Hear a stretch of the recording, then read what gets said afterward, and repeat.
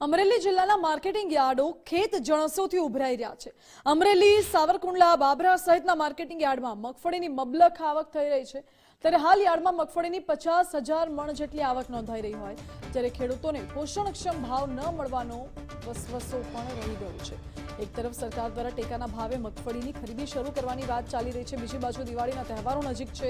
ખેડૂતોને ના છૂટકે મગફળી ખુલ્લા બજારમાં વેચવી પડે તેવી મજબૂરી છે અને આ વચ્ચે ખેડૂતો ઓછા ભાવે વેચાવાથી પીસાઈ રહ્યા છે।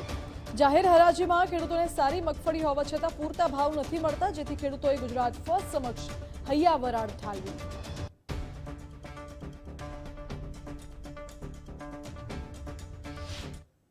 પણ સિંગના અત્યારે પૂરતા ભાવ મળતા નથી।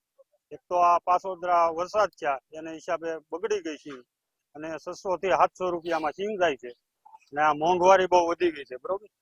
ખાતરના, દવાના, બિયારણના એ ભાવ ક્યાં આસમાને પહોંચ્યા, મજૂરી એટલી લાગે, પછી આ રોજ ગુણનો ત્રાસ એટલો છે, એમાં આ ખેડૂતને નુકસાની સહન કરવાનો વારો આવ્યો અને સરકારે ટેકાના ભાવ જાહેર કર્યા છે પણ એ હવે કેદી ખરીદે એનું હજી કાંઈ નક્કી છે નહીં। મગફળી અમે બહુ સારી લેવા છે પણ ભાવ કોઈ જાતનો નથી। 600 રૂપિયાથી 1000 રૂપિયા સુધીનો ભાવ છે, બરોબર છે। અને ટેકાના ભાવમાં કોઈ જાતની ખરીદી કરતા નથી। ટેકાની ભાવ જાહેર કર્યો છે, અમે ઓનલાઈન ફોર્મ ભર્યા છે, છતાં ટેકાનો ત્યાં લેતા નથી। અમારે માલ વેચવા ક્યાં જાવ, ભાગ્યને પૈસા દેવાના, બીજાના બિલ દેવાના હોય।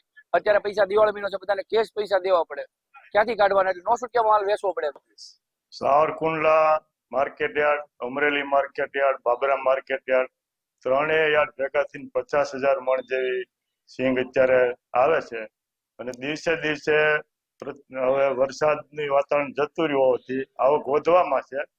આજે સાવરકુંડલા યાર્ડમાં 17,000 મણ સિંગની આવક છે, 17 થી 18,000 મણ। ભાવ પણ 751 થી માંડીને 1200 સુધીના છે। એવરેજ બધો 800 થી 900 રૂપિયાનો ભાવ રહે છે અને આવક ખૂબ સારી।